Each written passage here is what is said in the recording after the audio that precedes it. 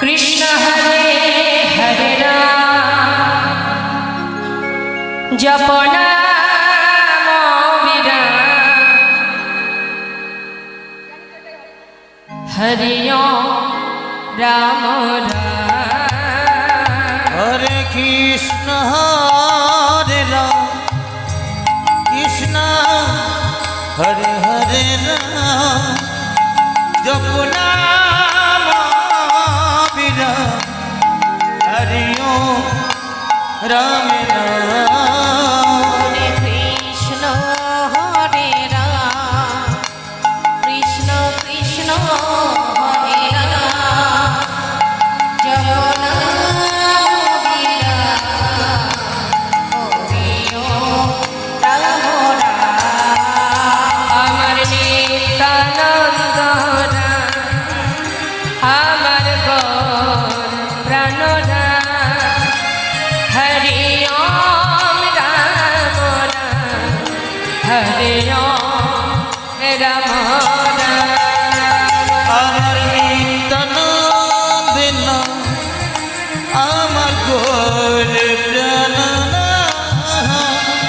জপ নাম বিরাম হরি ওম রাম নাম আমার নিত্যানন্দ রাম আমার গৌর প্রাণরাম জপ নাম বিরাম হরি ওম রাম রাম হরে কৃষ্ণ হরে রাম কৃষ্ণ হরে হরে রাম জপ নাম অবিরাম হরে ওম রাম রাম হরে কৃষ্ণ হরে রাম কৃষ্ণ হরে হরে রাম জপ নাম বিরাম হরি ওম রাম নাম প্রভ কহে কহ কহ আমার নিত্যানন্দ রাম আমার গৌর প্রাণ রাম হরে ওম রাম ও রাম প্রভু কহে কহ কহ আমার নিত্যানন্দ নাম জপ নাম বিরাম হরি ওম রাম নাম হরে প্রভু কহে কহ কহ আমার নিত্যানন্দ রাম আমার গৌর প্রাণ রাম হরি ওম রাম রাম হরে কৃষ্ণ হরে রাম কৃষ্ণ কৃষ্ণ হরে রাম জপ নাম বিরাম হরি ওম রাম রাম হরে কৃষ্ণ হরে রাম কৃষ্ণ হরে হরে রাম জপ নাম বিরাম হরি ওম রাম নাম গগন ভিদিয়া উঠিল ব্রহ্মণা হরি ওম রাম রাম হরি ওম রাম রাম হরি ওম রাম ও রাম গগন ভেদিয়াই উঠিল ব্রহ্মণা হরি ওম রাম নাম হরি ওম রাম নাম হরি ওম রাম নাম হে গগন ভিদিয়া উঠিল ব্রহ্মণা হরি ওম রাম রাম হরি ওম রাম রাম হরি ওম রাম রাম জয় নিত্যানন্দ জয় গৌরচন্দ জয় রাধা বল্লভ জয় জয় হে জয় নিত্যানন্দ জয় গৌরচন্দ জয় রাধা বল্লভ জয় জয় জয় হে জয় নিত্যানন্দ জয় গৌরচন্দ্র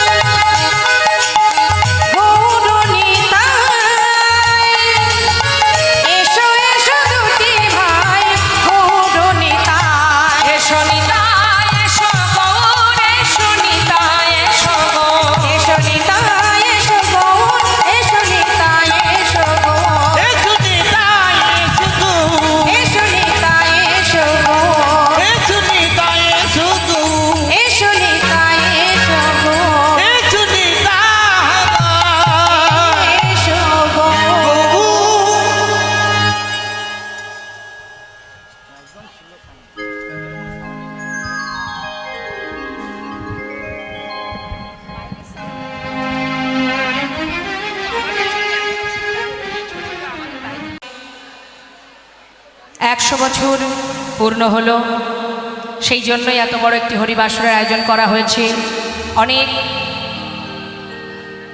সাধুগুরু বৈষ্ণব এসেছে এখানে সারাদিন। জানি উলুধ্বনি উলুধ্বনি।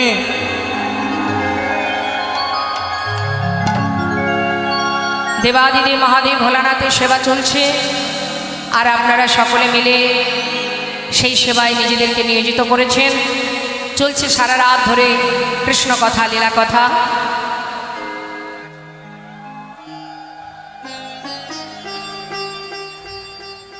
আগামীকালও আপনারা শুনতে পাবেন অনেক অনেক লীলা। আজও আপনারা আস্বাদন করছেন। আমার আগে আমাদের শ্রদ্ধেয় দিদিভাই তিনি আপনাদের কৃষ্ণ কথা, হরি কথা, লীলা কথা আস্বাদন করালেন। এবার আমি তাদের থেকে অনেক ছোট, তাদের মেয়ের মতো। তো আপনাদের সকলের আশীর্বাদ ভালোবাসা মাথায় নিয়ে আজ এই সুন্দর হরিবাসরে এসে আমি সত্যি খুশি। সেই সঙ্গে আমাদের শ্রদ্ধেয় দাদা, যিনি অনেক বড় একজন কীর্তনিয়া,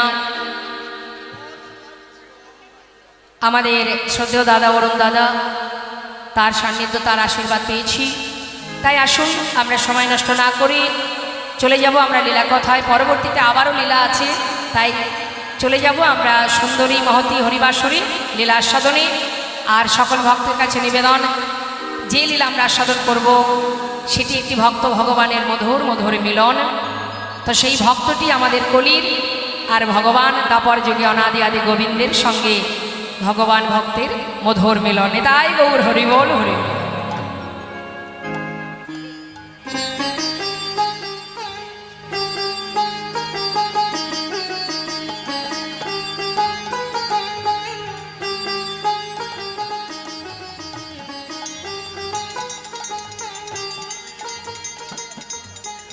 আচ্ছা, হরে কৃষ্ণ। একটি ঘোষণা, ফোনটা আহামরি দামের নয়, ফোনের গুরুত্ব হচ্ছে তার মধ্যে যেগুলো আছে। তা একজনের ফোন হারিয়ে গেছে। যদি কোনো সহৃদয় ব্যক্তি, ভালো মনের মানুষ যদি পেয়ে থাকেন, কোনো ব্যক্তি যদি পেয়ে থাকেন, আমাদের এই হরিবাসরেও দিতে পারেন বা কমিটির ভক্তের হাতেও দিতে পারেন। হারিয়ে গেছে ফোনটা, তার অনেক অসুবিধা হতে পারে। আর মহতী হরিবাসরে ভোলানাথের চরণে এসেছেন আপনারা, যদি কোনো ব্যক্তি পান আমার কাছে একটু নিয়ে আসবেন, আমি যার ফোন তাকে দিয়ে দেব। নিতাই গৌর হরি বল, গৌর হরি বল, হরি বল। উলুধ্বনি উলুধ্বনি।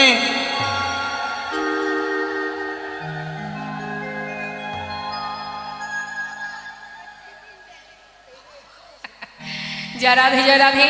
আজকের আস্বাদনের বিষয় লালা বাবু জগৎ শেঠ। জয় জয় শ্রী গুরু নিতাই গৌর সীতানাথ প্রেমানন্দে, হরি হরি বল। জয় রাধে শ্যাম, রাধে শ্যাম, রাধে রাধে। চলে যাব আমরা শ্রীধাম নবদ্বীপে। ছোট করে একটু গৌরচন্দ্রিকা শুনবো, তারপরে লীলায় যাব। চলুন, নবদ্বীপে কে কে গেছেন একবার একটু হাত তুলে দেখান।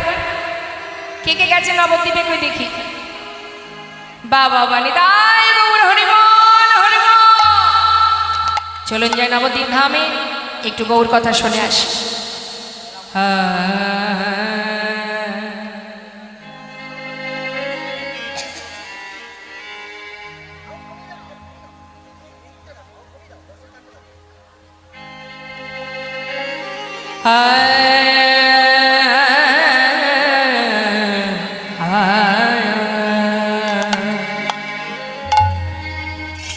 শ্রী গৌরাঙ্গের দুটি পাদ, ও হে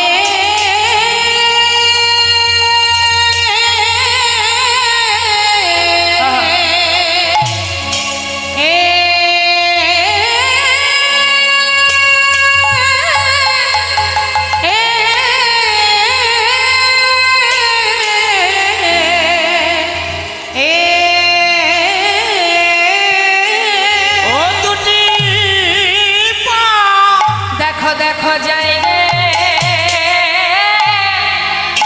গরা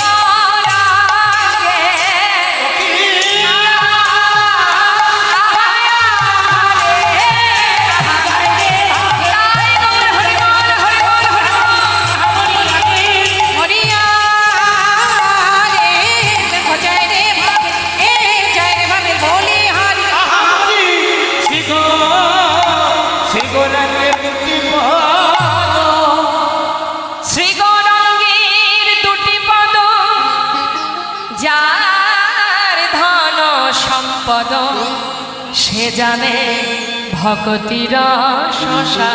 ওগো সে জানে ভক্তির শশা।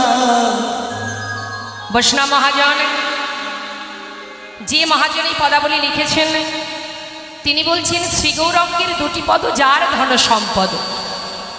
অর্থাৎ গৌরহরির যুগল চরণকে যে জন ধন সম্পদ মনে করতে পারে, সে জানে ভক্তি রসসার। ভক্তি রসটা কি একমাত্র সেই জানে যে জন গৌরচরণকে নিজের ধন সম্পদ মনে করতে পারে। কিন্তু বাবা, আমরা ভগবানের চরণকে নিজের ধন সম্পদ মনে তো করতে পারি না। আমরা মনে করি ধন সম্পদ মানে এ জগতে যা আছে, টাকা পয়সা, বাড়ি গাড়ি, বিষয় সম্পদ, তাই না? যার পিছনে আমাদের স্বাধীর কৃষ্ণ ভজনের জন্ম পেয়েও যার পিছনে ছুটতে ছুটতে কৃষ্ণ বলার সময়টুকু নষ্ট হয়ে যাচ্ছে, তার নাম করার সময় নেই, তার সেবা দেওয়ার সময় নেই। কেন না? এই অর্থের পিছনে ছুটতে গিয়ে। টাকা পয়সা ধন ঐশ্বর্যের যে মালিক হয়, গর্ব করে তার মা বাবা বলে, দেখো আমার ছেলেটা মানুষের মতো মানুষ হয়েছে। পাড়াপড়শিও বলে, পাড়াপড়শি বলে অমুক ছেলেটা মানুষের মতো মানুষ হয়েছে, এত টাকা, এত ধন, এত বাড়ি গাড়ি ইত্যাদি ইত্যাদি কত কি করেছে, তাই না? নিতাই গৌর হলু। তাহলে সে মানুষের মতো মানুষ যেজন অর্থে ধনী হতে পারে। ইহ জগতে ধন ঐশ্বর্য যেজন অনেক তৈরি করতে পারবে, নিজের করতে পারবে, জয় নিতাই, তৈরি নয়, নিজের করতে পারবে। তৈরি তো তিনিই করেছেন, আমরা নিজের করি। আমার আমার করে মারামারি, হানাহানি, কাটাকাটি, তোমারটা আমার, ওটা আমার, সেটা আমার, আমার করে রাখি। মহাজন বললেন, আমার আমার করো বুঝিতে না পারো, আমাতে কি আছে রতন। কোন শক্তি বলে বেড়াই চলি, বলে কিসের অভাবে হয় দেহ পতন। দেহের মাঝে আছে প্রাণেরই সঞ্চার, তাহাতেই বলি আমার আমার, প্রাণ গেলে হবে সবাকার, সব নেশারি স্বপন। অর্থাৎ প্রাণটা, প্রাণ মানে এই যে শ্বাস চলছে, এখনো আছে, কিন্তু কতগুলো পাবো আমরা কেউ জানি না, কতক্ষণ থাকবো আমরা জানি না। আর এটা যতক্ষণ এই দেহে আছে ততক্ষণ আমরা আমার আমার করছি। কারা করে? যারা মায়ার জীব, তারা আমার আমার করে। কিন্তু যারা ভগবানের চরণকে সার করে, ভগবানের চরণকে নিজের ধন ঐশ্বর্য মনে করে, সে কিন্তু ইহজগতের কোনো কিছুর প্রতি তার আমার আমিত্ব থাকে না। থাকে কাদের? আমাদের। আমরা সর্বদাই আমার আমার করি। কিন্তু জেনে রাখবো মা, জানতে হবে, জেনে রাখুন, আমার বলতে জগতে কিছু নেই, কিচ্ছু নেই। এই সৃষ্টি যার, যিনি এই বিশাল এই ধরাকে, জীব জগৎ, জড় জগৎকে যিনি সৃষ্টি করেছেন, যার সৃষ্টি ধরিত্রী, সব কিছুর মালিক তিনি। আমি শুধু দেখভাল করার জন্য এসেছি, ম্যানেজারি করছি। আমার দায়িত্বে যতটুকু আছে সেটাকে দেখভাল করার দায়িত্ব আমার। কিন্তু আমি যখন চলে যাব, আবার দেখভাল করার জন্য পরবর্তী জেনারেশন এসে সেখানে বসবে, তাই না? কিছুই তো সঙ্গে নিয়ে যেতে পারবো না। তাহলে আমার আমার বলি লাভ কি? কোনটা আমার? যেটা আমার সঙ্গে যাবে? কিছুই আমার নয়। তবে আমার কোনটা যাবে? আমার বলতে যাবে কোনটা? যখন আমি যাব, সঙ্গে যাবে কি? অনেকে বলে খালি হাতে এসেছো, খালি হাতে যাবে না। খালি হাতে যাব না, খালি হাতে আসিওনি। আসার সময় জীবনে যে কর্ম আগে করেছি সেই অনুযায়ী যে ফল আমি পেয়েছিলাম, সেই ফলের বোঝাটা ঘাড়ে করে এনেছি। আবার যখন যাব, তখন যেমন কর্ম করছি, কর্ম অনুযায়ী ফলটাকে সাথে করে নিয়ে যাব। সুকর্ম করলে সুফল পাবো, কুকর্ম করলে কুফল পাবো। তার মানে কি? খালি হাতে আমরা কেউ যাব না। অর্থাৎ আমাদের মনুষ্যকুলে জন্ম পাওয়া, 84 লক্ষ জনী ভ্রমণ করে সাধের মানব জন্মটা পেয়েছি, জানি না কতটুকু সময় আছি। তাই যতক্ষণ আছে ভাবতে হবে এটা আমাদের অনেক পাওয়া। যতক্ষণ আছে দেখতেই তো পাচ্ছেন বর্তমানে কখন কিভাবে কোথায় মারা যাচ্ছে মানুষ। আমরাও তো লাইনে আছি, আমাদের কখন ডাক হবে জানি না। তাহলে আমাদের মাথায় রাখতে হবে, পেয়েছি কৃষ্ণ ভজনের সাধের মানব জনম, 84 লক্ষ জনি ভ্রমণ করে তবে এই সুন্দর দেহটা। কত সাধনার ধন, একদিন দুদিনের নয়। কত কুলে জন্ম পেয়েছি, পশুকুলে, কীটকুলে, পক্ষীকুলে, বৃক্ষকুলে। তারপরে কৃষ্ণ বলার বদন পেয়েছি, বোঝার শক্তি পেয়েছি যেটা পশুদের মধ্যে থাকে না, যারা বোঝে না। কিন্তু আমরা বুঝি। মনুষ্যত্ব, মনোভাব, মনোবৃত্তি, আমাদের মধ্যে বিবেক সর্বস্ব আছে। তিনি দিয়েছেন 10 ইন্দ্র ষড়রিপু। তাহলে জেনে রাখতে হবে বাবা, এই যে মনুষ্য জনম শ্রেষ্ঠ জনম, কৃষ্ণ ভজনের উপযুক্ত জনম। ভালো কোনটা মন্দ কোনটা জানবার বুঝবার ক্ষমতা তিনি দিয়েছেন। কিন্তু ভুল পথে গেলে জীবনটাই বৃথা। যদি সঠিক পথে যেতে পারি, এক জনমে না হোক বারবার প্রয়াস করলে একদিন না একদিন তার চরণে নিশ্চয়ই স্থান পাব। তাই বৈষ্ণব মহাজন বললেন, সংসার জীবনে আত্মীয় স্বজন, পরিবার যারা আছে, এই পরিবারের মধ্যে তুমি তোমার দায়িত্ব কর্তব্য পালন করো। এটা তোমার দায়িত্ব কর্তব্যের জায়গা, এটা তোমার নয়। তোমার হলে তুমি তোমার মা বাবাকে হারাতে না, তোমার যদি হতো তুমি তোমার স্ত্রীকে হারাতে না, সন্তানকে হারাতে না। কেউ কারো নয়, এটা একটা বিচিত্র নাট্যমঞ্চ। কাতব কান্তাক স্তে পুত্র সংসার অয়ব বিচিত্র একটি নাট্যমঞ্চ। তা এই যে নাট্যমঞ্চে অভিনয় করছি আমরা, কখনো কারোর কন্যা, কখনো কারোর স্ত্রী, কখনো কারোর মা, চলছে একটার পর একটা অভিনয়। কিন্তু ফির যেমন এসেছি, অভিনয় শেষ হলে আবার ফিরতে হবে বাবা, যেতে হবে। ঠিক কেমন বলুন তো মা? যেখান থেকে আসা সেখানেই যাওয়া। অর্থাৎ সিনেমা হলে যখন আমরা সিনেমা দেখতে যেতাম আগেকার সময়, এখন তো সিনেমা হলে জানি না যায় কিনা কেউ, তা যখন হলের মধ্যে প্রবেশ করা হয়, যে পর্দাতে সিনেমাটা আপনারা দেখেন, পর্দার রংটা কেমন থাকে মা? সাদা। হরি বল। আপনি বসলেন 3 ঘন্টা, অনেক রং বিরঙের বিচিত্র নাটক দর্শন করলেন। হ্যাঁ, কত রঙের, কত রঙিন সেই পর্দাটা হয়ে গেল। 3 ঘন্টা পর যখন আপনি ওই নাটক শেষ হলো, তখন কি পর্দাটা রঙিনই থাকলো? কি হবে? সেই সাদাই আবার হয়ে যাবে। তাই গৌর হরি বল, হরি বল। তাহলে জীবনটাও তাই, সংসার জীবনটা একটা নাট্যমঞ্চের বিচিত্র অভিনয়। কিন্তু এটাই তো আমার আসল কাজ নয়। কৃষ্ণ ভজিবার তরে সংসারে আইন, মিছে মায়ায় বদ্ধ হয়ে বৃক্ষ সম হইল। তবে যদি আপনারা বলেন তুমি কি সংসার করতে বারণ করছো না, সংসারের প্রতি দায়িত্ব কর্তব্য করো, কিন্তু নিজের কাজটাও করো, যেমন করেছিল বৃন্দাবনের রাধারানী। আয়ানের ঘরণী শাশুড়ি ননদিনীর ঘরের কর্ম করা, রন্ধন করা সবই করতেন, কিন্তু তার মনটা থাকতো কোথায়? গোবিন্দের কাছে। তুমিও কর্ম করো, তোমার সন্তানের প্রতি কর্তব্য পালন করো, অর্থ উপার্জন করো, তাদের ভবিষ্যৎ করো, এটা তোমার দায়িত্ব আর কর্তব্য। এর মধ্যে যদি তুমি একবার ডুবে যাও, মায়া তোমাকে ততক্ষণ ভালোবাসবে যতক্ষণ তুমি মায়াকে দিতে পারবে। যেদিন থেকে তুমি দিতে পারবে না, সেদিন মায়া তোমাকে ছেড়ে চলে যাবে। তাই গৌর হরি বল, হরি বল।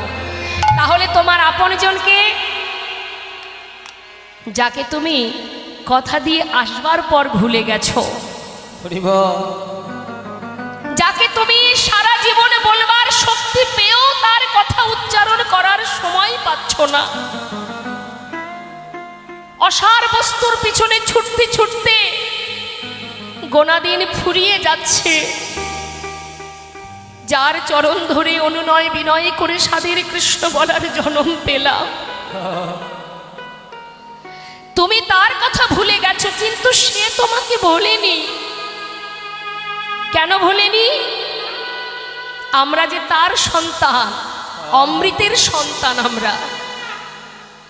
তাই সন্তান ভুল করলে মা বাবা যেমন সন্তানকে ফেলে দেয় না, তিনিও তদ্রূপ। সে তোমাকে ফেলবে না, সুখেও আছে দুঃখেও আছে, তোমার ভালোতেও আছে মন্দতেও আছে। একবার দেখার চেষ্টা করো, দেখতে পাবে। দেখার নয়ন নেই তোমার, তাই তুমি দেখতে পাচ্ছ না। যারা দেখেছে, যারা বুঝেছে, তারা আর মায়ার সংসারে তিতাবে জ্বালার মধ্যে নেই। সার অসার অনুভব করেছে যারা, তারা ইহ জগতের মোহ মায়া ত্যাগ করে চলে গেছে গোবিন্দের চরণ তলে। আমরা পড়ে আছি, ভোগ করছি যন্ত্রণা,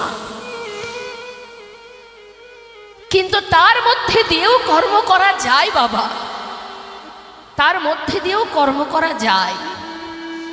কর্ম করো। শাস্ত্রে বললেন অপবিত্র পবিত্র বা সর্ববস্থাগত বা জল ছড়ে পুণ্ডরিকাক্ষ সবার অভ্যন্তর সূচি। তুমি যেখানে থাকো, যেমন থাকো, সূচি থাকো অসুচি থাকো, কোনো দুঃখ নেই। কলিযুগে এই মহামন্ত্র হরিনাম বদনে উচ্চারণ করার জন্য শুদ্ধ বস্ত্রের দরকার হয় না, কোনো স্থানের প্রয়োজন হয় না। যেখানে থাকো যেমন থাকো, শুধু যদি তুমি নামকে স্মরণ করো, তোমার সেই মুহূর্তে ভিতর বাহির পবিত্র হয়ে উঠবে। তাহলে এত সুযোগ যখন আমাদের কলিযুগে, তাহলে চিন্তা কিসের? চলতে পথে নাম, বলতেও নাম, হাতে কর্ম মুখে নাম, করবো নাম। হ্যাঁ, মহামন্ত্র জপ করো, যেভাবেই করো না কেন, ইচ্ছাই করলেও উপকার, অনিচ্ছাই করলেও উপকার, যেভাবেই বলো না কেন। নাম শ্রবণ করলেও মঙ্গল, নাম গাইলেও মঙ্গল। নাম শ্রবণ করে মঙ্গল হয়েছিল কার? হরিদাস ঠাকুরকে যে ভণ্ড বলে প্রমাণ করতে এসেছিল, গণিকা পতিতা নটি লক্ষ হীরা, তাকে ভণ্ড বলে প্রমাণ করতে গিয়ে নামের গুণে, নামের যে অমৃত আস্বাদন, ইচ্ছাই নয় অনিচ্ছায়, অনিচ্ছায় তার করণের ভিতরে দিয়ে প্রবেশ করতে করতে এক সময় সে নিজে পরাজিত হয়ে ঠাকুরের চরণাশ্রিত হয়েছিলেন। তাই গৌর হরি হরি। তাই যেভাবেই বলো, মহাজন বললেন কৃষ্ণ গালি দিতে কেউ যদি করে কৃষ্ণ নাম উচ্চারণে, সেই নাম হয় যে তার মুক্তিরও কারণ। হরিবল হরিবল। আমরা সবাই মিলে কি একবার সেই মহামন্ত্র, আমাদের উদ্ধারের মন্ত্র, একবার কি জপ করব সবাই? হ্যাঁ, বাহ। মহাদেব আছেন, পরম বৈষ্ণব, তিনি এমনভাবে করবেন নাম আপনাদের এই সুন্দর স্থানে, এই মহতে হরিবাসরে দেবাদিদেব মহাদেব তিনি যেন স্বয়ং আসেন আপনাদের সম্মুখে। দুহাত তুলে একবার সবাই মিলে গাইব। আমি গাইব, শুনবেন, আপনারা গাইবেন। আমি চাই সবাই উচ্চস্বরে গাইবেন। কেমন? নামে যেন কৃপণতা করবেন না, এতে আমার কোনো লাভ নেই, যা হবে আপনাদেরই হবে। যে যেমন করবেন ফলটা তেমনই পাবেন, তাই না? কর্ম অনুযায়ী ফল। দেখি, হাত তুলতে হবে সবাই। নিতাই গৌর হরিব। হরে কৃষ্ণ হরে কৃষ্ণ কৃষ্ণ কৃষ্ণ হরে হরে, হরে রাম হরে রাম, রাম রাম হরে হরে, হরে কৃষ্ণ। আহা, নিতাই গৌর হরিব। বাবা হরিবল হরিব। আহা,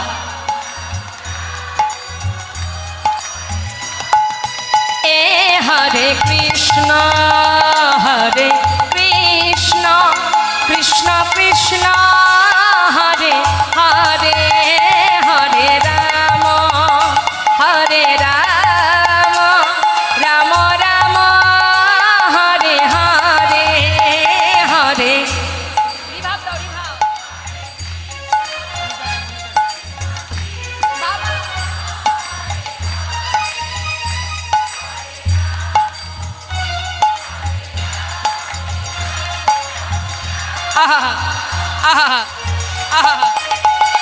হরে কৃষ্ণ হরে কৃষ্ণ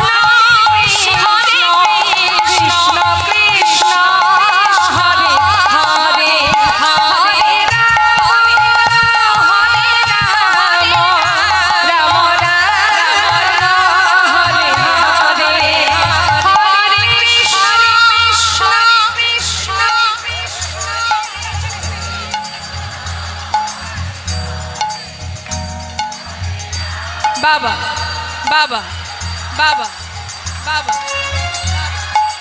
আহা আহা এ হরে হরে হরে হরে হরে কৃষ্ণ হরে হরে হরে রাম হরে রাম রাম রাম হরে হরে হরে কৃষ্ণ কৃষ্ণ কৃষ্ণ হরে হরে হরে রাম রাম রাম হরে হরে হরে কৃষ্ণ হরে কৃষ্ণ হরি বল হরি বল হরি বল হরি বল হরি বল হরি বল হরি বল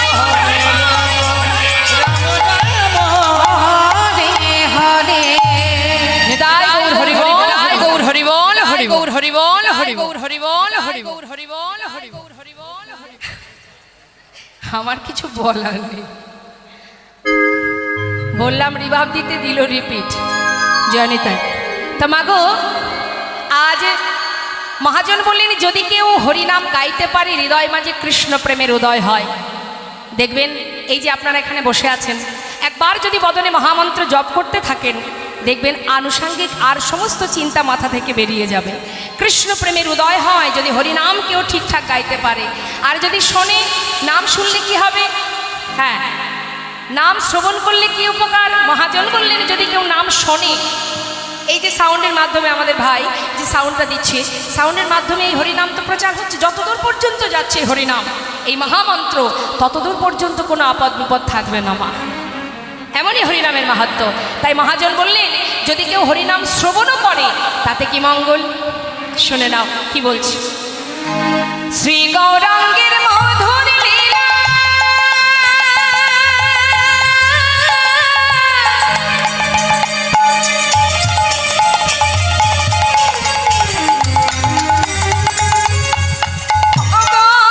যারে করিলে প্রবেশিলা আমার শিগুরাঙ্গে মধুর মধুর লীলা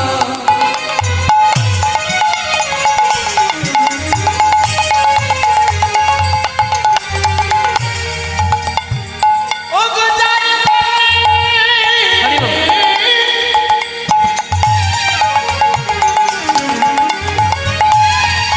আজ প্রবেশিলা কি হবে কর্ণে যদি প্রবেশ করে হরিনাম মহাজন বললেন হৃদয় নির্মল ভেলতা হৃদয় নির্মল ভেলতা অজ্ঞান ধারে যায় কদূরে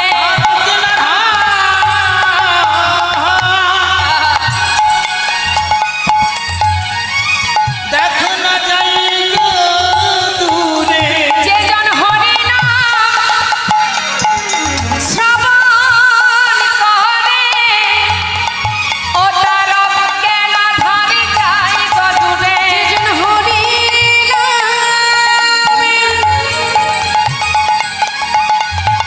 শ্রবণ করে অজ্ঞানাধার যায় গদূরে কৃষ্ণ নাম শ্রবণ করে গুরু চরণ হৃদয়ে ধরে কৃষ্ণ নামে শ্রবণ করে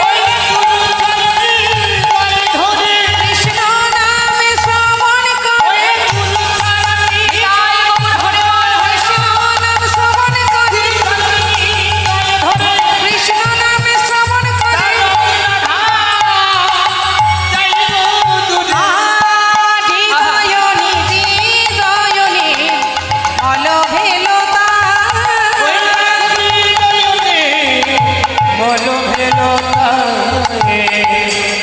হরিনামের এমনই মাহাত্ম্য হরিনাম আস্বাদন করলে জীবের হৃদয়ের অজ্ঞানতার অন্ধকার দূরীভূত হয় কারণ আমরা সবাই জ্ঞান শূন্য হয়ে অজ্ঞানতার অন্ধকারে ডুবে আছি তাহলে জ্ঞানের প্রকাশ কি করে হরিনাম মহামন্ত্র চেত দর্পণ মার্জনা অর্থাৎ আমাদের হৃদয় মাঝে যে মায়ারূপ অন্ধকার আছে সেটাকে দূরীভূত করে যদি হরিনাম কেউ শ্রবণ করে তো আসুন এত সময় আমরা যে মহাজনের কথা, মহাজনের পদাবলী শ্রবণ করছি, তার চরণে প্রণাম জানিয়ে আমরা এবার লীলায় যাব।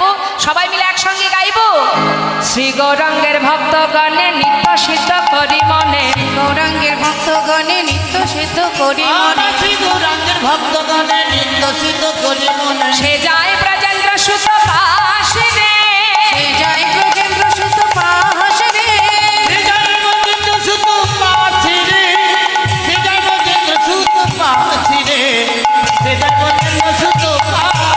আহা গৌরমণ্ডল ভূমে যে বাজানে চিন্তামন, গৌরমণ্ডল ভূমি যে বাজানে আমার গৌর মণ্ডল ভরে যে বাজানে চিন্তামন, তার হয় ব্রজধামে বাস রে, তার হয়ে ব্রজধামে বাস রে, তার হয় ব্রজধামে বাসি রে, তার হয় ব্রজধামে বাসি রে, তার হয় ব্রজধামে বাস। শোনো গৃহেতে বনেতে থাকো হা গৌরাঙ্গ বলে ডাক, গৃহেতে বনেতে এটাই গৌর হরিবল। তোমরা গৃহেতে বনেতে থাকো গৌরাঙ্গ বলে ডাকো, নরোত্তম মাগে তার সঙ্গ, নরোত্তম মাগে তার সঙ্গ, নরতমে বাজে তার সঙ্গ, নরতমে বাজে তার সঙ্গ, নরতমে তার সঙ্গ। ঠাকুর নরোত্তম দাসের সুন্দর পদাবলী দিয়ে আমরা গৌরচন্দ্রিকাকে বিশ্রাম রাখলাম। এবার চলে যাব আমরা লীলা কথায়। তো লীলা কথায় যেহেতু আজ আমরা ভক্তের সঙ্গে বৃন্দাবনে গোবিন্দের মিলন হবে, সেই জন্য আমরা বৃন্দাবনে যাব। আর বৃন্দাবনে যাওয়ার সময় একবার রাধা নাম গাইতে গাইতে যাব। কি বৃন্দাবনের রাজাকে মা রাধারানী, তাই না? তা চলুন যাই, রাজার জয় দিই একবার সবাই মিলে দুটি বাহু তুলে বলিয়ে রাধা রানী কি রাধেশ্যাম রাধেশ্যাম রাধে। বৃন্দাবন ধাম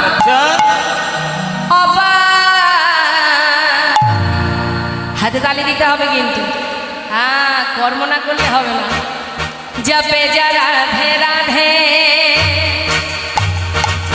রাধে,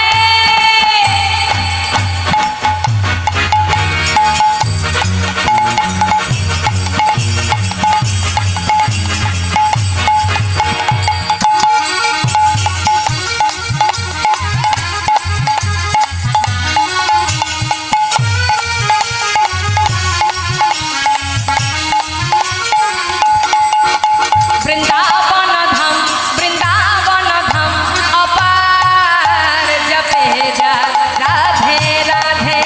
বৃন্দাবন ধাম বৃন্দাবন ধাম অপার, জপে যা রাধে রাধে, জপে যা রাধে রাধে, ভজে যা রাধে রাধে,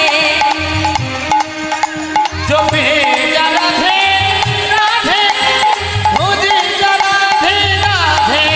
রাধে अलबेली अच्छा। राधे अलबेली सरका, जपे जा রাধে রাধে রাধে अलबेली, রাধে अलबेली সরকার, জপে যা রাধে রাধে।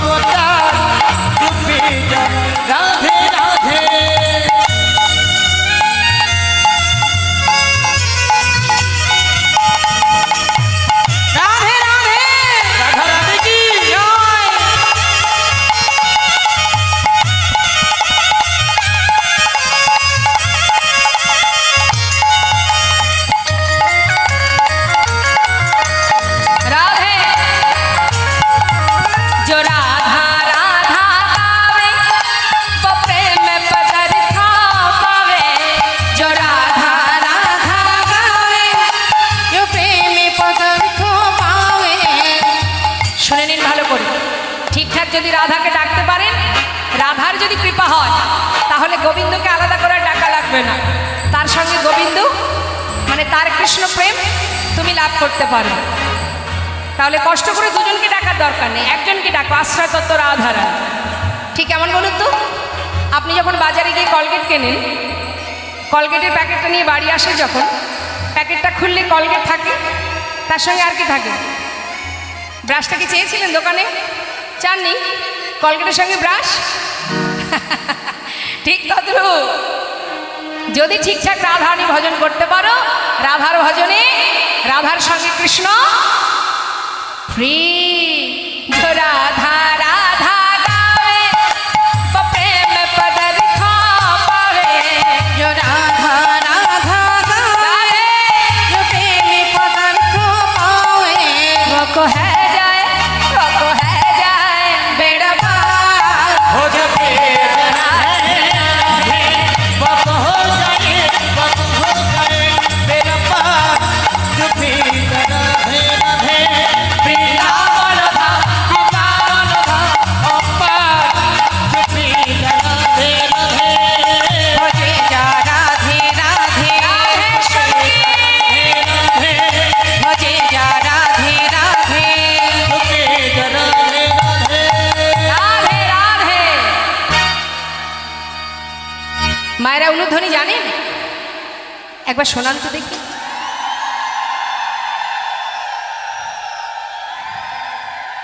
হা হা হা, হরি বল হরি বল। হ্যাঁ, এই উলুধ্বনিটা করবেন যখনই জয়ধ্বনি হবে। মায়েরা উলুধ্বনি দুটি বাহু তুলে এবং বাবারা দুটি বাহু তুলে জয়ধ্বনি। কেমন? ভক্ত ডাকলে তবে তো ভগবান আসবে, না ডাকলে আসবে? হ্যাঁ, সখীরা বলেছিল রাধারানীকে চিন্তা করিস না রায়, আমরা সবাই লাটাই।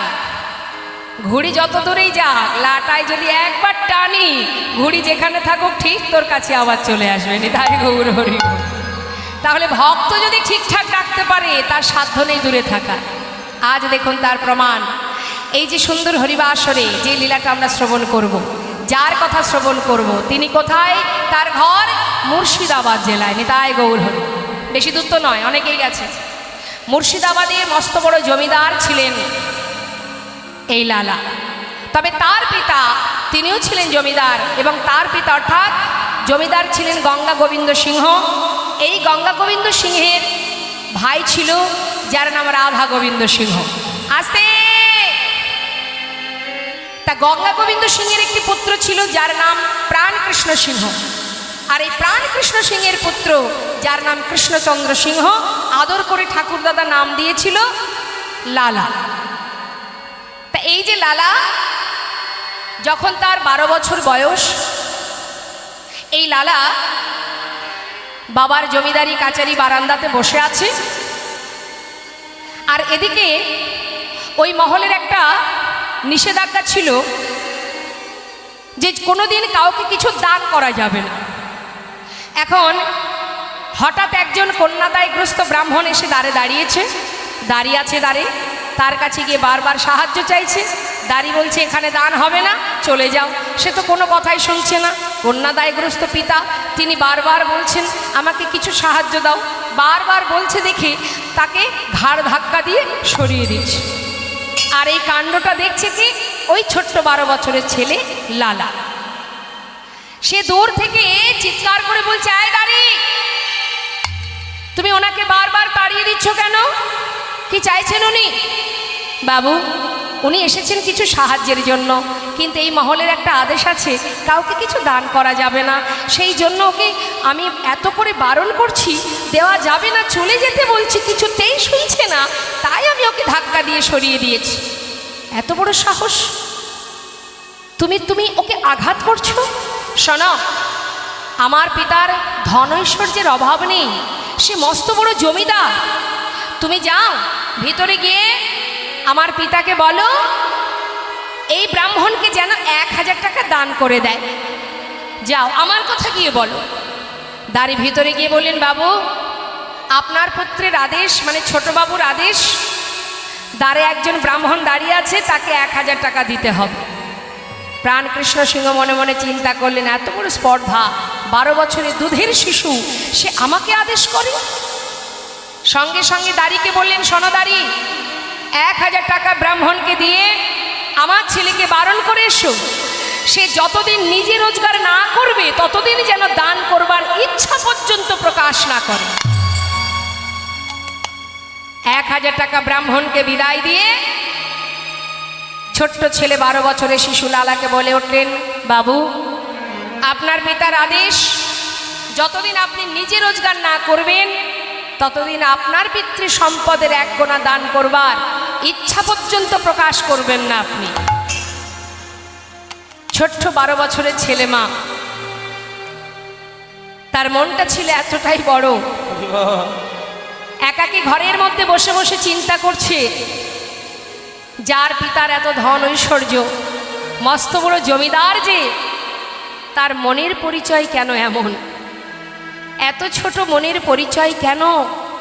আর আমি তার সন্তান, সে আমার পিতা 1000 টাকা একজন কন্যাদায়গ্রস্ত ব্রাহ্মণকে দিতে পারবে না?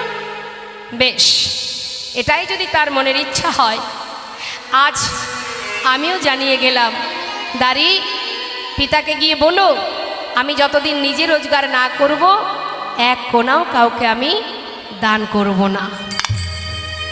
সেই দিন হতেই সর্বস্ব পরিত্যাগ করে ওই ছোট্ট ছেলে লালা মুর্শিদাবাদ পরিত্যাগ করে বর্ধমানে এসে একটা ফেরেশতা দ্বারে মাত্র 20 টাকা বেতনে কাজ করতে শুরু করলো। নিতাই গৌর হরি বল। এবং প্রতিজ্ঞাও করল, মা, কি, যার মনের পরিচয় এত ছোট, আমি তার মুখ দর্শন করব না। আহা, দেখতে দেখতে ছেলে বড় হচ্ছে, আর এদিকে জমিদার মহলে পিতা প্রাণকৃষ্ণ সিংহ, তারও বয়স হচ্ছে। সমস্ত গ্রামবাসী প্রজাবর্গকে পাঠিয়ে দেয় ছেলেকে ফিরিয়ে আনার জন্য, ছেলে আর ফিরে আসে না। আহা, সমস্ত জমিদারি রক্ষা করতে করতে ধন ঐশ্বর্যের মালিক হতে হতে এবার তিনি শয্যাশায়ী হলেন। নিতাই গৌর হরি বল।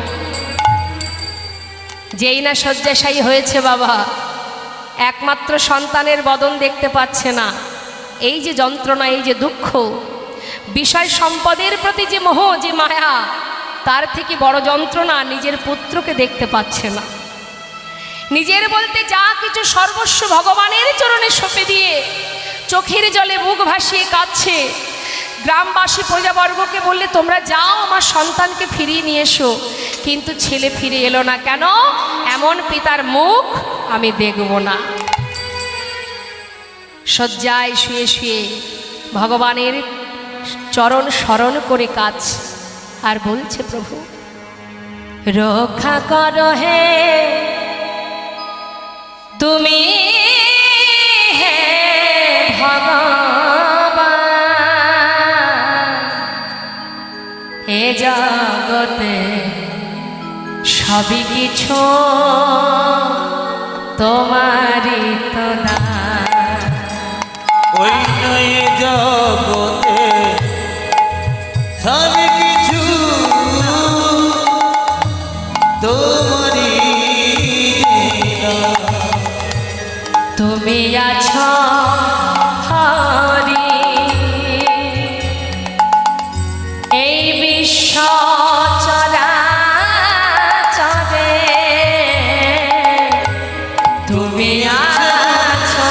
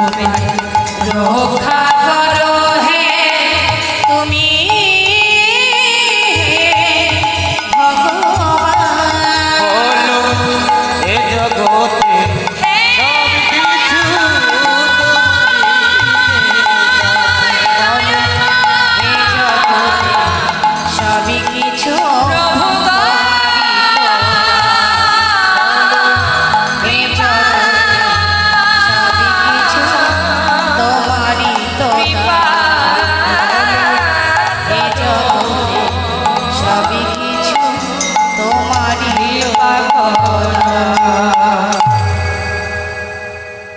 চলে গেল।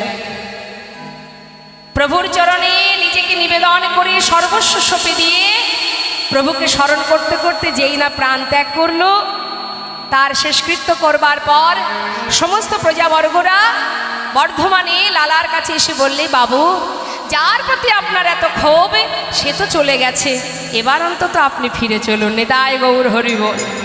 না হলে জমিদারি রক্ষা করবে কে? সবার অনুনয় বিনয় শুনে এবার ফিরে এলো নিজের পিতৃমহলে। আসবার পর সমস্ত হিসাব নিকাশ বুঝে এবার লালা জমিদারি রক্ষা করতে শুরু করলেন।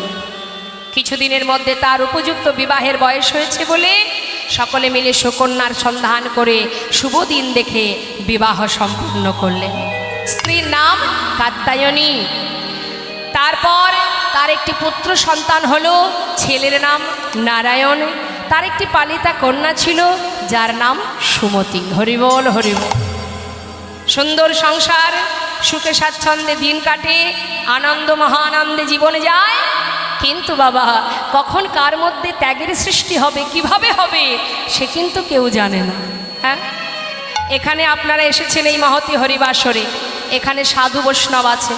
বলা যায় মহন্তের স্বভাব হয় তারিতে পামর, নিজ কার্য নয় তবু যান পরঘর। একবার যদি মহন্তের পরশ পেয়ে যান, বলা যায় শুধু যে ললাটে তিলক করে হাতে জপের মালা নিলেই সে ভক্ত, তা কিন্তু নয় মা। এমনও জগতে ভক্ত আছে, এখানেই আছে, যার ললাটে তিলক নেই, হাতে নামের মালা নেই, কিন্তু দিনের শেষে সে ভগবানের চরণে দুফোঁটা বাড়ি বরিশন করে কাঁদে আর বলে, দয়াময়, আমি অধম পাষণ্ড, ভজনে জানি না, সাধনে জানি না, কেমন করে ডাকতে হয় তাও জানি না। শুধু তোমার কাছে একটা নিবেদন, তুমি কাঙালের হরিপতিত পাবন, তুমি যে দয়াল, আমার মতো পাষণ্ডকে তোমার চরণে তুমি ঠাঁই দিও, আমাকে গ্রহণ করো, আমাকে স্থান দিও। কি দেব তোমায়, তোমাকে দেবার মতো যে কিছু নেই প্রভু। দুফোঁটা চোখের জল, দুটি নয়ন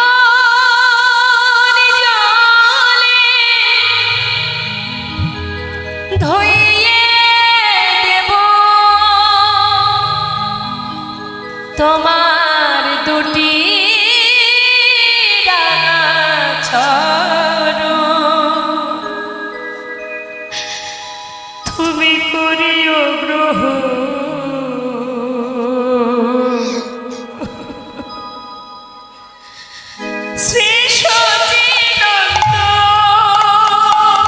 দুটি নয়ন জলে ধুইয়ে দেব তোমার দুটি রাঙা চরণ, করিও গ্রহণ। শ্রী সচিনন্দনে আমি না জানি ভজ, না জানি পুজো, আমি না জানি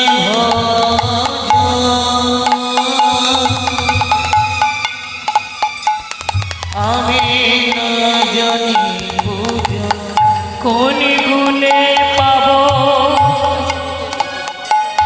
তোমার রাঙা চরণ। না জানি ভজ, না জানি পূজা, কোনে গুনে পাব ও দুটি দুটি নয়নে জল বহে অবিরাম, নয়নের জল বহে অবিরাম। দুটি নয়নে জল বহে অবিরাম।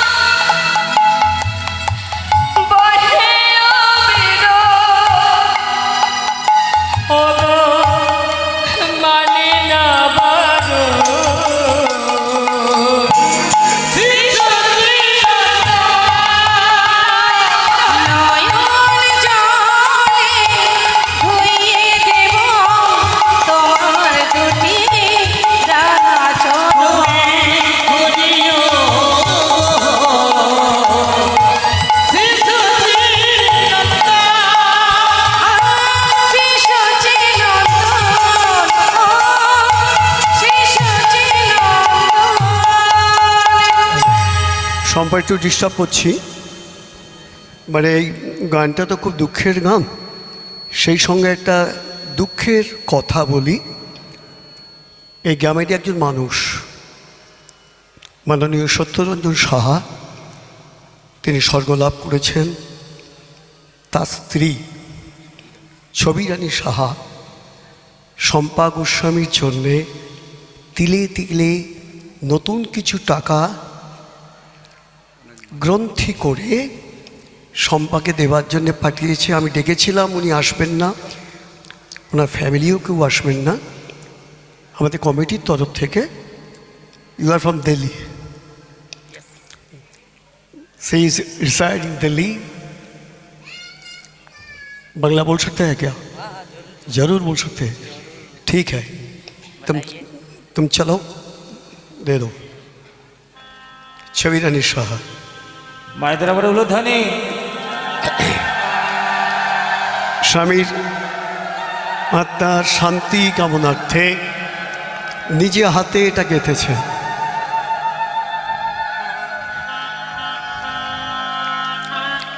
ये दिल्ली रहने वाले हैं, दिल्ली से है। बांग्ला जरूर बोल सकते हैं, लेकिन थोड़ी बोल सकते हैं, लेकिन बंगाली है।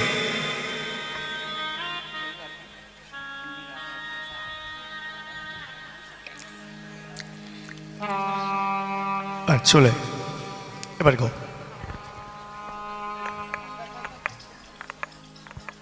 হ্যালো, হয়ে গেছে, ওটা উল্টো হয়ে গেছে, সোজা করে নে শম্পা। না, উল্টো হয়ে গেছে, আমি নিজেও দেখছি। আয় সবাই মিলে একটা উলুধ্বনি, হরিধ্বনি শম্পার জন্যে। হেতায় গৌর হরিবল হরিবল। জনিতা জয় গৌর। আমাদের মনুষ্য জাতি আসা যাওয়ায় আমাদের জীবন, আমরা সবাই একদিন যাব। তাই যিনি চলে গেছেন তিনি যেন গোবিন্দের চরণ স্থান পান, এই প্রার্থনাটুকুই আমরা করব। তিনি ছাড়া তো আমাদের আর কেহ নাই। তাই সবাই যখন তার চরণ থেকে এসেছি, আবার যেন ভুল হোক আর ঠিকই করি, ভুলই করি, যেটাই করি তুমি তো করুণাময়, তোমার চরণে তুমি আমাদের ঠাঁই দিও। এই কামনা নিয়ে সবাই মিলে দুটি বাহু তুলে তাই গৌর হরিবল প্রার্থনা করব। কিষাণু, তাই গৌর হরিবল হরিবল। কিষাণু খেলতে দাও, খেলতে দাও। আমি চয়ন করিব শেফালি, রচিব পূজার ডালি, জ্বালিব সেথায় দীপালি, শূন্য মরম মন্দিরে। কৃপাময় ভগবান, এই কি তোমার লীলা, এই কি তোমার খেলা।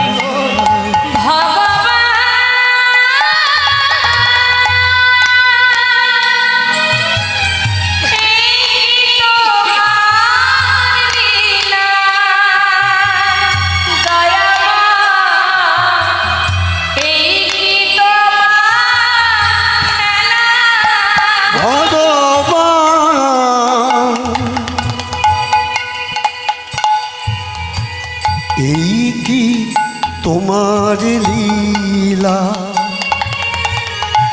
এই কি তোমার খেলা।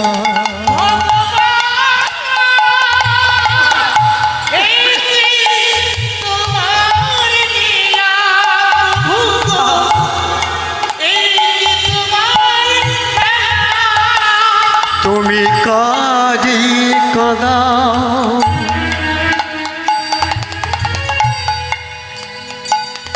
তুমি কাজী কাদাও, কাজে হাসাও, এই কি তোমার লীলা, এই কি তোমার খেলা।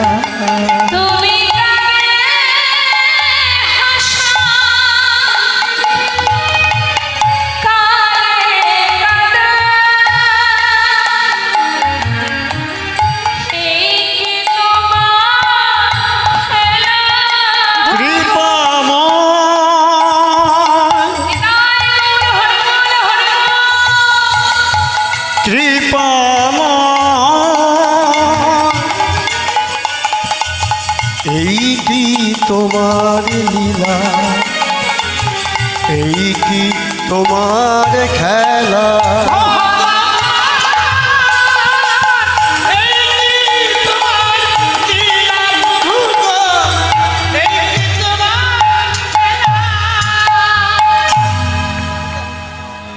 নিতাই গৌর হরিবল হরিবল গৌর হরিবল। আহা, আজ আমাদের দাদা ভাইয়ের কথা লীলার মধ্যে দিয়েই একটু বলি। আমি অনেক ছোট থেকে আমার এই দাদা ভাইয়ের কীর্তন শ্রবণ করে আসছি, দেখেছি। একটা সময় আজ তিনি, সবারই আমাদের একটা সময় বসে থাকতে হবে, বসে যেতে হবে, তথাপিও আমাদের দাদা ভাই এখনও কীর্তন করছেন। এত বড় ভক্ত এবং এত ভালো কীর্তন করেন। আমি তার সঙ্গে আমার দেখা হয়তো খুবই কম হয়, কিন্তু অন্তর থেকে আমি তাকে খুবই শ্রদ্ধা এবং ভালোবাসি এবং ভক্তি করি। নিতাই গৌর হরিবল হরিবল হরিবল। জয় নিতাই মা। আমরা লীলার মধ্যে থাকি, তো এবার আস্তে কথা নয়। হরে কৃষ্ণ। তো আজ দেখুন, সেই ছোট্ট লালা বিবাহ হলো, সুন্দর সংসার। হঠাৎ একদিন তার ভিতরে ত্যাগের সৃষ্টি হলো। কিভাবে হলো সেটা আমরা জানব। একদিন তার দ্বারে এসে দাঁড়িয়েছে একজন ভিখারি। নিতাই গৌর হরিবল হরিবল। ভিক্ষা দেহি। মায়েরা দ্বারে ভিখারি এলে ভিক্ষা দেন তো? হ্যাঁ, ফিরিয়ে দেবেন না। জানবেন, যদি আপনি ভিক্ষা দেন, যেমনটা দেন, আপনার যেমন ক্ষমতা, যতটুকু দেবেন বাবা, তাহলে পুণ্যটা কার হচ্ছে? আপনি দান করছেন, অর্থাৎ পুণ্যটা আপনারই হচ্ছে, তাই না? জগতে যদি ভিখারি না থাকে, তাহলে দানটা করবেন কোথায়? বস্ত্রদান, অন্নদান কোথায় হয়?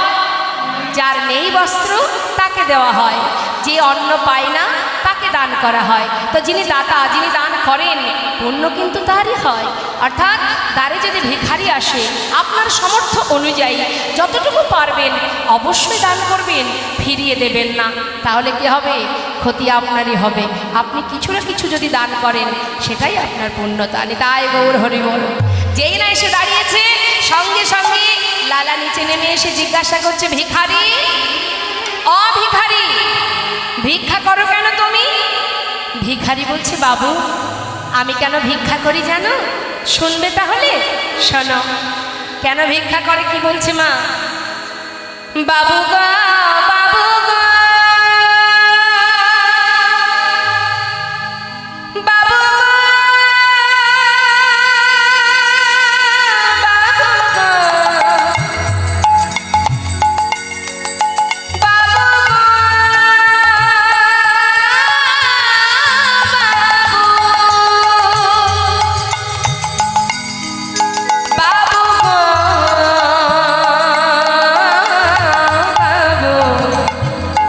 বাবু গো, বাবু, আমি হলাম দিল ভিখারি। বাবু, হরি বল। আজ আমি হলাম ভিখারি। সে না হয় বুঝলাম, তা ভিক্ষা করো কেন? বাবু, ঘরে আছে বাবু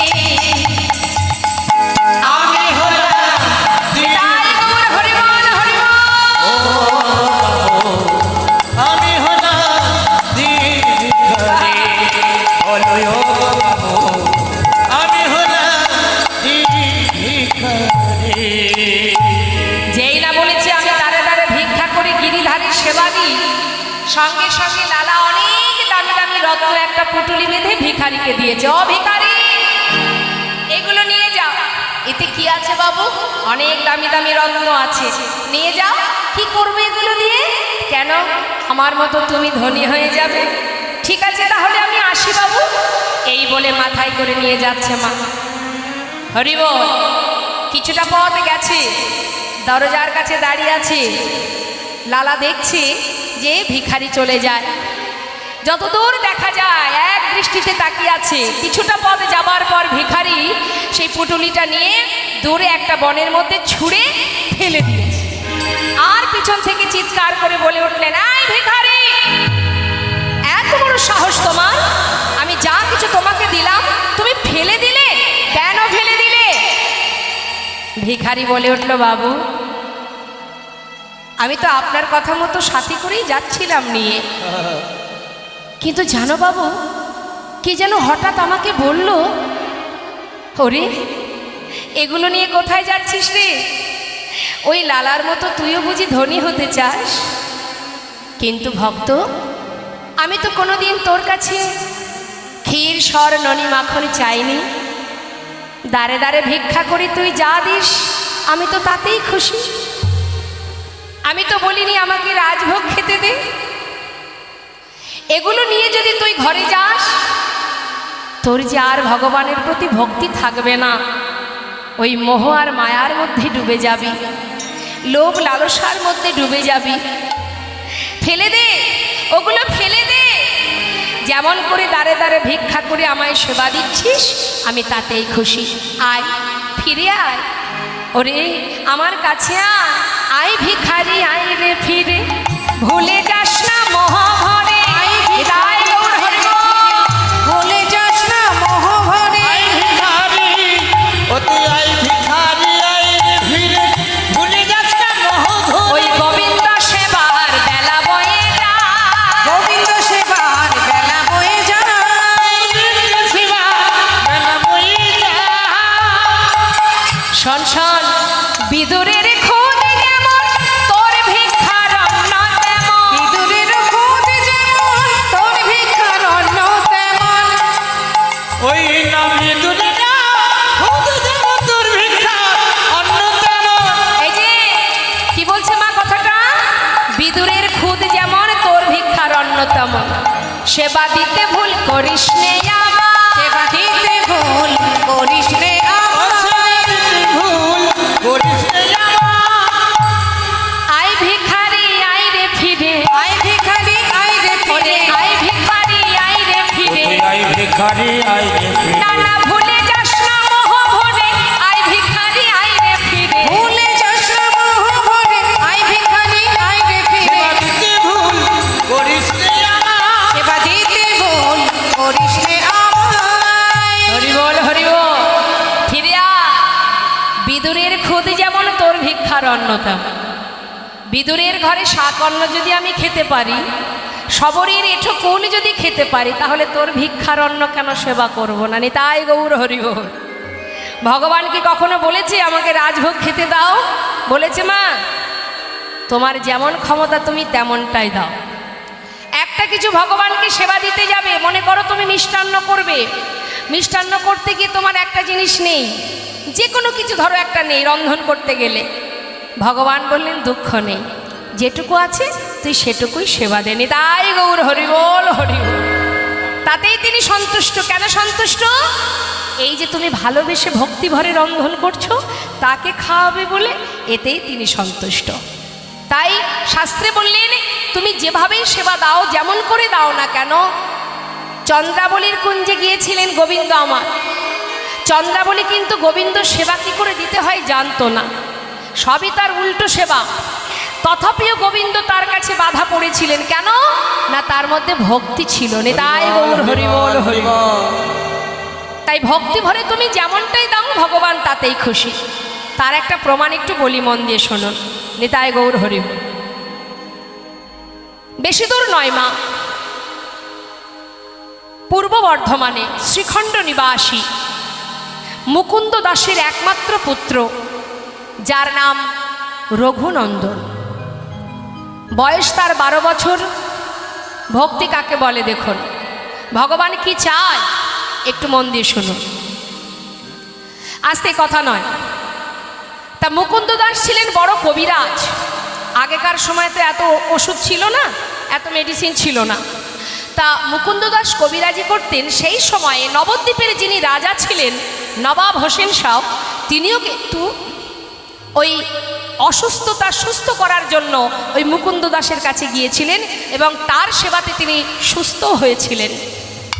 হ্যাঁ, তা সেই মুকুন্দ দাস তার ঘরে আছে গোপীনাথ সেবা, গোপীনাথ বিগ্রহ, আর তার ছোট্ট ছেলে 12 বছরের যার নাম রঘুনন্দন, আর এদিকে কবিরাজি, এই তার সংসার। কিন্তু মা, হঠাৎ গ্রামে একজন অসুস্থ হয়েছে বলে তাকে যেতে হবে সেখানে। গালে হাত দিয়ে মুকুন্দ দাস চিন্তা করছেন যে আমি একা মানুষ কোন দিকে যাব, আগে ঘরে গোপীনাথের সেবা দেব নাকি আমি বাইরে গ্রামের যে ব্যক্তি অসুস্থ তার কাছে যাব। ছোট্ট 12 বছরের ছেলে এসে ডাকছে বাবাকে, বাবা দেখে মনে হচ্ছে তুমি কিছু চিন্তা করছো, কি হয়েছে বাবা? বলছে ওরে তুই বুঝবি না, আরে একটু বুঝিয়ে বলো না কি হয়েছে। আরে আমি একা মানুষ, একদিকে আমার ভগবানের সেবা আর একদিকে আমার একজন অসুস্থ ব্যক্তি, আমি কোন দিকে যাই বল দেখি, সেটাই চিন্তা করছি। ছোট্ট ছেলে 12 বছরের শিশু বলে উঠলেন, বাবা এক কাজ করো, ঘরে গোপীনাথের সেবাটা আমি দিয়ে দেব, তুমি গ্রামে যে অসুস্থ তুমি সেখানে চলে যাও। মুকুন্দ দাস মৃদু মৃদু হাসছেন আর বলছেন, ওরে ভগবানের সেবা দেওয়া বললেই কি দেওয়া যায়? তার তো অনেক নিয়ম আছে, তুই তো বাবা জানিস না কিছু, অনেক মন্ত্র জানতে হয়, তুই তো তাও জানিস না। বাবা নাইবা জানলাম তোমার মতো মন্ত্র, আমি যদি ওকে ভালোবেসে খাওয়াই ও কি খাবে না? মুকুন্দ দাস চিন্তা করছে, সত্যি তো, কথাটা তো ঠিক, ভালোবেসে যদি কেউ কাউকে খাওয়ায় তার মধ্যে নিয়ম কানুনের আর কি বা প্রয়োজন, সবার ঊর্ধ্বে তো ভক্তি। যাক ঠিক আছে, তাহলে তুই এক কাজ কর, রান্নাঘরে সব কিছু গোছানো আছে, রান্না হয়নি, তুই একটু রান্নাটা করে সেবা দিবি, আর আমি চললাম গ্রামের কাজে। ঠিক আছে বাবা চলে যাও। জীবনে কখনো রান্না করেনি মা, এত ভালোবাসে গোপীনাথকে, সে জানে আমি যেমন বাবার সন্তান ও আমার বাবার সন্তান। সে কখনো জানে না যে ওটা বিগ্রহ, এই ভেবে সে কখনো তাকে সেবা করে না। তাই তাকে সেবা দেবে বলে সে রান্নাঘরে গিয়ে দেখছে সব গোছানো, রান্না হয়নি। তাড়াতাড়ি করে কি করবে, বাবাকে কথা দিয়েছে, তাই বিলম্ব না করে যা কিছু ব্যঞ্জন এক পাত্রে ঢেলে দিয়ে কোনো রকমে রান্না করেছে। আবার বিড়বিড় করে বলছে, ও গোপীনাথ আজ কিন্তু বাবা ঘরে নেই, আমি রান্না করছি তোমার জন্য, একটু কষ্ট করে খেয়ে নেবে কেমন? রান্না করে পাত্রে নিয়ে মন্দিরে ঢুকেছে। ঠাকুরের সামনে মানে গোপীনাথের সামনে রেখেছে মা থালাটা, পাত্রটা রেখে ডাকতে শুরু করেছে, গোপীনাথ ও গোপীনাথ দাঁড়িয়ে থেকো না, তাড়াতাড়ি এসো, আজ আমি বাবাকে কথা দিয়েছি আজকের খাওয়াটা আমি খাইয়ে দেব, শিগগির এসো খেয়ে নাও। জানো আমি কখনো রান্না করিনি, আজই প্রথম, জানি না কেমন হয়েছে, একটু কষ্ট করে খেও, বাবা কালকে ভালো করে রান্না করে খাওয়াবো। একার মতো একা বকছে আর ডাকছে, ভগবান তো পাথরের মধ্যে আছে দাঁড়িয়ে, সে তো আসছে না, আমরাও তো সেবা দিই, সে কি আসে? কি গো মা আসে নাকি? আসে না। না কেন আসে না জানেন? আমরা তাকে সেবা দিই বিগ্রহ ভেবে, চিত্রপট ভেবে। হ্যাঁ, কিন্তু সে তো জানে আমি যেমন বাবার এক সন্তান, সেও তো সন্তান, আসবে না কেন? ডাকছে, গোপীনাথ দাঁড়িয়ে আছো যে, বাবা ঘরে নেই বলে আসবে না? দেখো বাবা যদি শোনে তুমি খাওনি তাহলে বাবা আমাকে মারবে, এসো না ও গোপীনাথ শিগগিরই এসো। আসছে না, কি হলো আসছে না কেন? তাহলে কি কোনো ভুল হলো আমার? চারিদিকে ঘুরে ঘুরে দেখছে দরজা খোলা, আচ্ছা বাবা দেখেছি দরজা বন্ধ করে তোমাকে খাওয়ায়, দাঁড়াও দাঁড়াও দাঁড়াও দরজাটা বন্ধ করে আসি। বন্ধ করেছে। গোপীনাথ এবার তো এসো, শিগগিরই এসো। আসছে না, কি হলো আসছো না কেন? কি মনে করেছো তুমি? আমার কি কষ্ট হয় না?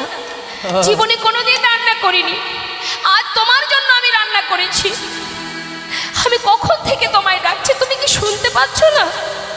ও গোপীনাথ আসবে না তো? আসবে না?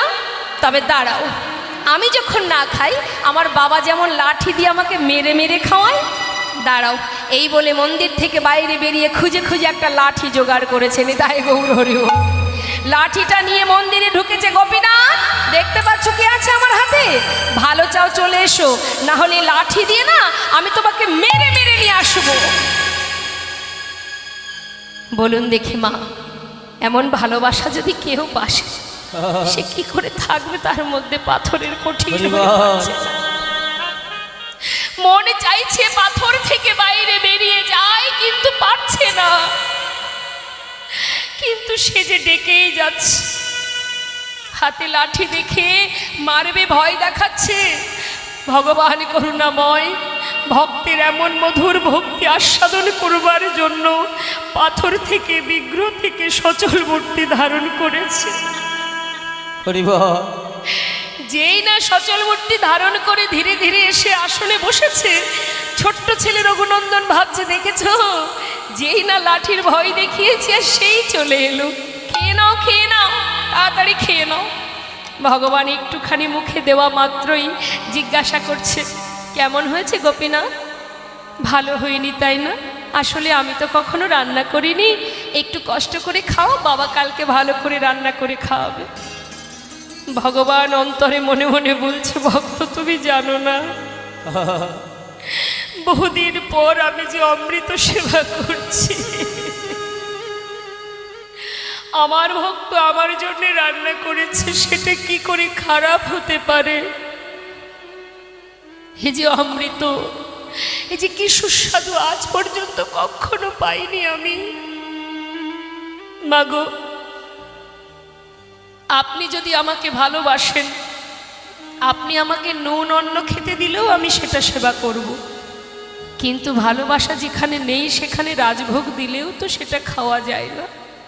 ভগবান যে ভক্তি বড় ভালোবাসে। অমৃত সেবা করতে করতে প্রায় শেষ। রঘুনন্দন দেখছি সর্বনাশ, সব যদি খেয়ে নেয়, এখনো আমি খাইনি, আমার বাবা খাইনি। ছুটে গিয়ে হাতটা চেপে ধরেছে, গোপীনাথ আর খেও না, উঠো, উঠে যাও বলছি, এক্ষুনি উঠে যাও। আরে ডেকে ডেকে নিয়ে এলে, আবার তাড়িয়ে দিচ্ছ কেন? দেব না। সব যদি তুমি খাবে, আমরা কি খাবো? এখনো বাবা খায়নি, আমি খাইনি, সবই তো তোমাকে দিয়েছি, আমাদের জন্য কিছু রাখো। জানো ভক্ত, এতদিন পর তোমার হাতে রান্না পেয়ে না, আজ আর আমার কারোর কথা মনে ছিল না। ঠিক আছে, ঠিক আছে, এই দেখো যেটুকু আমার হাতে অবশিষ্ট আছে, এটা আমি তোমার জন্য রেখে গেলাম, এটা তুমি খেও, কেমন? এই বলে ভগবান বিগ্রহে মিলিত হলেন। আর পাত্রে বেশি ছিল না মা, সেটুকু নিজে সেবা করে পাত্রটা ধুয়ে তুলে রেখেছে। এদিকে মুকুন্দ দাস যথাসময়ে ঘরে ফিরেছে। রঘুনন্দন, বলো বাবা, সেবা দিয়েছিস তো? হ্যাঁ, যাক ভালো, আমার একটা বড় কাজ করে দিয়েছিস তুই। হ্যাঁ রে বাবা, আমার প্রচণ্ড খিদে পেয়েছে, একটু প্রসাদ দে। বাবা জানো, আজ আর প্রসাদ নেই। কেন নেই? কোনো ভক্ত এসেছিল নাকি? না না, কেউ আসেনি, সবই তো তোমার গোপীনাথ খেয়ে নিচ্ছিল। ভাগ্যিস আমি হাতটা ধরেছিলাম, আমার জন্য একটু রেখেছিল, সেটা আমি খেয়ে নিয়েছি। মুকুন্দ দাস চিন্তা করছি, এটা কখনো হয়? এতদিন তো আমি তাকে সেবা দিয়েছি, কই সে তো কখনো এসে খায়নি, আর খাবেও বা কি করে? সে তো পাথরের বিগ্রহ। নিতাই গৌর হরি বল। যার যেমন ভাব তার তো তেমনই লাভ। সে জানে সেটা বিগ্রহ, সে খেতে পারবে না, কথা বলতে পারে না, চলতে পারে না। চিন্তা করছে আমার ছেলে নিজে খেয়ে পাথরের বিগ্রহের নামে দোষ দিচ্ছে। মনের সন্দেহ মনেই থেকে গেল। পরের দিন সকালবেলা ছেলেকে হাতে নাতে ধরার জন্য তিনি একটা ছলনা করলেন। রঘুনন্দন, বলো বাবা, তুই তো ভালো সেবা দিতে শিখেছিস, জানিস আজও আমাকে গ্রামে যেতে হবে, তা তুই একটা কাজ কর, আজ আর রান্না করতে হবে না, ঘরে নাড়ু তৈরি করা আছে, গোপীনাথ নাড়ু খেতে ভালোবাসে, তুই আজকে নাড়ু ভোগ দিয়ে দিস, কেমন?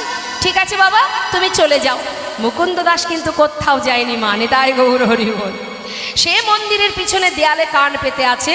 কেন না, আমার ছেলে যখন মন্দিরে ঢুকবে, আমার পুত্র ছাড়া আর কেউ সেখানে আসে কিনা শুনতে চায়। কি করেছে? নাড়ু পাত্রে সাজিয়ে নিয়ে মন্দিরে ঢুকেছে। গোপীনাথ, আমাকে চিনতে পারছো তো? কাল যে এসেছিলাম আজও এসেছি। শোনো, আজ কিন্তু আর ডাকতে পারবো না, শিগগির এসো। বাবা তোমার জন্য নাড়ু পাঠিয়েছে, তুমি নাকি নাড়ু খেতে ভালোবাসো, তাড়াতাড়ি এসো। ভগবান মনে মনে বলছে, ভক্ত কেউ যদি আমাকে ডাকার মতো একবার ডাকে, ভক্ত যদি কোনোদিন আমাকে ভুলেও যায়, আমি সেই ভক্তকে জনম জনম ভুলি না। হরি বল, হরি বল। আর ডাকতে হবে না, আমি আসছি। সচল মূর্তি ধারণ করে পাতা আসনে বসেছে, নাড়ু হাতে করে মুখে দিতে যাবে, জিজ্ঞাসা করছে কে করেছে? তুমি? না না, বাবা করেছে। মনে মনে গোবিন্দ ভাবছেন, বাবাই করুক আর যেই করুক, আমার ভক্তের হাতের ছোঁয়া তো লেগে আছে, আমি তাতেই খুশি। ভক্তের হাতের পরশটুকুই আমি তাতেই সন্তুষ্ট। মুখে দিয়েছি। পাশে দাঁড়িয়ে রঘুনন্দন চিন্তা করছে, কালকের মতো দাঁড়িয়ে থাকবো আর তুমি একটা একটা করে সব খেয়ে নেবে, তার হবে না। আজ তুমিও যেমন খাবে, আমিও আমার ভাগেরটা খাবো, এই ভেবে নিচে নেমে নিচে বসে একটা নাড়ু তুলে নিয়েছে, মুখে দিয়েছে, অর্ধেকটা খেয়েছে। যেই না ভালো লেগেছে মা, এত সুস্বাদু, অর্ধেকটা নিজে সেবা করে বাকি এঠো অর্ধেক নাড়ুটা আবার গোপীনাথের মুখের কাছে ধরেছে। খেয়ে দেখো গোপীনাথ, আমার বাবা করেছে, হরি বল। কত সুস্বাদু, দেখো খাও। ভগবান মনে মনে চিন্তা করছে, ভক্ত নিজের মুখের এঠো নাড়ুটা আমাকে খাওয়াচ্ছ তুমি, কত ভালোবাসলে নিজের বদনে উচ্ছিষ্ট কারোর বদনে দেওয়া যায়, কত ভালোবাসলে এমনটা করতে পারে। ভগবানের চোখে জল দেখে রঘুনন্দন বলছে, গোপীনাথ তুমি কাঁদছো? বুঝেছি বুঝেছি, আমার এঠো নাড়ু তোমাকে খাওয়াচ্ছি তাই তুমি কাঁদছো। আসলে জানো তো, আমার খুব ভালো লেগেছে তাই আমি তোমাকে দিচ্ছিলাম। ঠিক আছে, কেঁদো না, আমি তোমায় আর দেব না।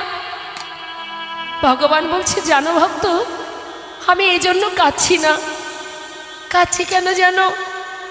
তুমি যদি তোমার এঠো নাড়ুটা আমাকে খাওয়াতে পারো, তবে কি আমি আমার প্রসাদী নাড়ুটা তোমাকে খাওয়াতে পারি? বেশ, তাহলে তুমি আমাকে খাওয়াও, আমি তোমাকে খাওয়াই।